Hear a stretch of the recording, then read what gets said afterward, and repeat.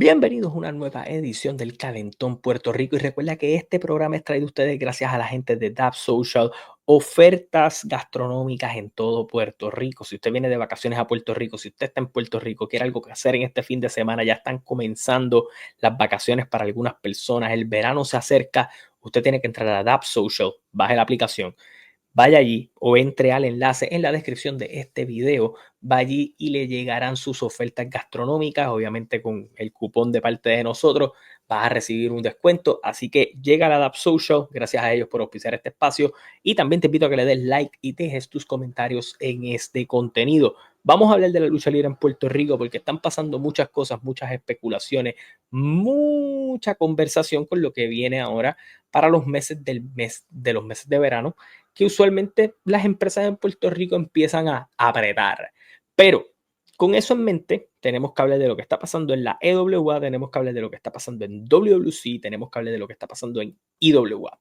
Ok, la noticia, ¿verdad? Ya hay un video arriba dentro de mi canal, la salida de Intelecto 5 estrellas de WWC, le quitan el campeonato, le dan el campeonato a Rey González, ¿verdad? Ellos mismos justifican la razón por la que le dan el campeonato, era el retador al campeonato, número uno, y número dos, porque su larga trayectoria lo hacía alguien que podía cargar con el peso de ese campeonato. Y con esto han habido muchas opiniones divididas porque creen que dentro de que todo el mundo criticaba Intelecto y había tiraera hacia Intelecto y no servía como campeón y habían mil cosas que se decían al respecto, la manera de quitarle el campeonato a él no fue algo que a la gente le agradara.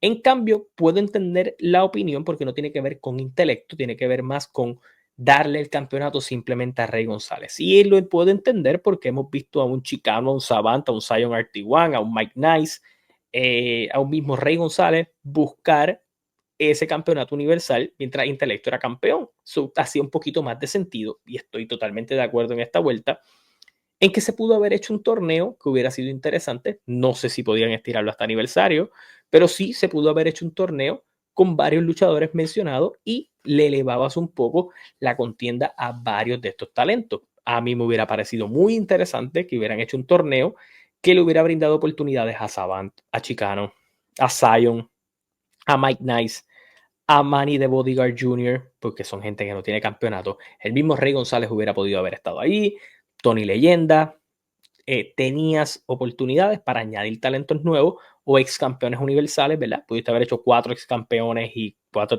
personas que no han sido campeones y hacías un torneo interesante para sacar al nuevo campeón universal, le dabas todo el foco al campeonato universal y lo tenías allí. Ahora, ¿verdad? Pues haces esto con Rey, tienes este doble campeón, campeón de Puerto Rico, campeón universal, que tal vez, ¿verdad? Es una medida curiosa de hacerlo, pero una medida que te complica a ti mismo porque tienes dos campeonatos de por medio. So, Rey entregará uno, no lo entregará.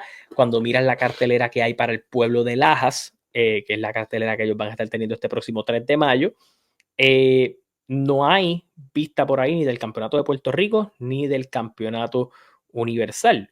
Saban con Zion y varias luchas más, pero no hay ese enfoque hacia esos dos campeonatos que están en la posesión de Rey González en estos momentos. Ahora, estoy de acuerdo con esa parte de ustedes, estoy también de acuerdo en que, y esto no sé si es algo que todo el mundo esté de acuerdo, pero creo que cuando tú apuestas 3 años, casi 4, de tu buqueo a una figura, porque esto no se puede tapar. WWC apostó en Intelecto como su próxima gran figura. Ellos apostaron en él, dándole victoria sobre todo el mundo, derrotando a cuanto extranjero había, dándole casi el reinado más longevo en la historia del campeonato universal. Lo pusieron a derrotar a Carly, lo pusieron en todo ese tipo de situaciones. Lo viraron a Rudo, ¿verdad? Porque tal vez como técnico ya no estaba logrando lo que ellos querían que lograra. Le das el campeonato en una segunda ocasión. Le gana a Rey González también para ganar el campeonato de vuelta. Es campeón en pareja. Siempre estuvo en la estela importante de las historias. Apostaste todo en él. Y que esta sea la manera en que termina su corrida en la empresa. Que después de que es el campeón universal, técnicamente lo devuelve a la persona a la que se lo quitó. No sé, para muchos puede ser una mala decisión. Yo no sé si denominarlo una mala decisión ahora mismo. Tampoco podría venir y decir como que, ok, vamos a sacrificar esto porque en estos momentos no nos funciona y vamos a hacer un refresh de la historia, lo cual sería interesante, porque una vez más, con esto el campeonato universal debería estar en el foco principal de las historias, más allá de lo que esté pasando con Elena Negroni, con Amazona, con el informante. El campeonato universal debe ser el foco principal. Y como yo mencioné, me parecía curioso que en ruta al show de Moca, que ellos estuvieron alrededor de 3 semanas sin dar cartelera, no hubiera tanto enfoque en una lucha de Rey volviendo a buscar ese campeonato universal eh, contra Intelecto 5 estrellas. No hubo mucha promo referente a eso y la promo estuviera basada más en Elena Negroni y en otras situaciones. Ok, ahora vamos a hablar de Elena Negroni. Elena se corona campeona femenina de WWC, derrota a Amazona. Amazona parece que va en su guerra con el informante. También parece que Stephanie está en su guerra con el informante. Sería curioso, ¿verdad? Ya que hemos visto a Elena defender ese no defender, ¿verdad? Pero ir a Estados Unidos, ir a OVW, ir a NWA. Yo utilizaría a Elena como alguien que le están trayendo talentos extranjeros para que ella siga puliéndose y alejarla tal vez de Stephanie y Amazona por el momento. O tal vez con Stephanie, pero alejarla un poco de, con las que está luchando todo el tiempo. Yo creo que deberían traer algunos talentos femeninos ahora que vienen unos eventos chéveres para WWC. La salida de Intelecto debe reestructurar historias, reestructurar posiciones. Y yo creo que este es el momento, ¿verdad?, de hacer un refresh con las historias y con las figuras que tienes allí. Así que Elena Negroni, ¿verdad?, como campeona femenina, creo que le puede sacar el brillo a esto. Ellos han estado apostando en ella poco a poco. Yo creo que este es el momento de apostar en ella en grande. Así que vamos a ver qué termina sucediendo allí. Ya cubrimos WWC, creo que ha llegado el momento de conversar sobre otras situaciones. Y tengo que hablar de IWA porque yo vi el programa de IWA y me llama mucho la atención pensar que Portillo y BJ es un feudo al que ellos quieran trabajar a largo plazo, ¿verdad? Parece que es hacia donde van en Armagedón. John Hawkins defiende contra Mike Mendoza, Black Rose contra Ivy de la Rosa. Tenemos, ¿verdad? El Too Hot for You contra la Fuerza Anarquista. Cuervo iría con Jay Blake. Hay algunas cositas interesantes en la cartelera, pero tengo que hablar de un segmento. Y tengo que hablar de un segmento porque el segmento en donde la fuerza anarquista destruye a el Too Hot for You por completo, donde dejan ensangrentado a Edrax, donde dejan ensangrentado a César Aldea, donde le dan una paliza de Isilín entre Black Rose, Manu, Xavier Millet y Romeo. Para mí han sido de los mejores segmentos que ha hecho IWA en tiempos recientes. ¿Por qué? Porque aunque ambas facciones son rudas, la fuerza anarquista había quedado como en un segundo, tercer plano, no solo tras perder los títulos de pareja, sino por todo el enfoque que se le está dando a la sangre pura de IWA, donde Sabio estuvo en un show en Nebraska y el promotor le dijo que quería llevar a la sangre pura. Hay un enfoque, el vocero también les hizo un reportaje, ellos son el foco. La fuerza anarquista técnicamente sale de esa situación de anarquía, de traer caos. Y si ellos quieren traer caos, yo creo que Romeo es una buena figura para ello, porque él sabe hablar, sabe expresarse, es un gran talento. Tienes dos talentos jóvenes, o dos talentos, ¿verdad?, que van subiendo poco a poco entre Xavier Millet y Johnny Blaze. Y tienes un Manu que de alguna manera u otra debería estar haciendo cosas más grandes dentro de IWA, y a Black Rose, que es la campeona femenina. So, aprovechar eso, ese caos, para que le den una paliza al Too Hot for You, me pareció bien. ¿Qué me gustó también? Vemos al Too Hot for You decirle a Sabio y a Hawkins, no se metan, nosotros queremos ir a resolver esto nosotros nos vamos a encargar de esa gente, y ver a un Sabio también usar el rol de, ya ustedes dos salieron de su sombra, ellos tienen que elevar su nivel también. Me gustó cómo trabajaron esto porque creas una rivalidad. Sí, el Too Hot for You, que son parte del Pure Blood, están en guerra con la fuerza anarquista y ahí construyes a Daisy, los construyes a ellos como pareja y también elevas a la anarquía, que yo creo que era algo que hacía falta. sea, hacía falta ver esa unión de Black con ese corillo, hacía falta ver un Romeo Destructor, hacía falta ver un Manu Destructor y funcionó para todo el mundo. Así que para mí, de los mejores segmentos de todo el fin de semana en términos luchísticos fue este, así que mis props a lo que lograron hacer aquí. Esto fue lo más llamativo del programa de IWA, más allá de lo de BJ y Portillo, que puede ser interesante, pero esto se lleva todos los props, por lo menos para mí. EWA tuvo set de sangre, van en ruta a Evolution Night. Evolution Night 3 va a ser en Dorado, en el Anfiteatro Ángel Músico Hernández. Ahí WWL se presentó en varias ocasiones. A mí me gusta mucho ese venue, tuve la oportunidad de ir en el pasado. Es un venue bonito para hacer televisión, es un venue no tan grande, pero nice para hacer lucha libre, así que me gustó bastante que tomaran la decisión de hacerlo allí.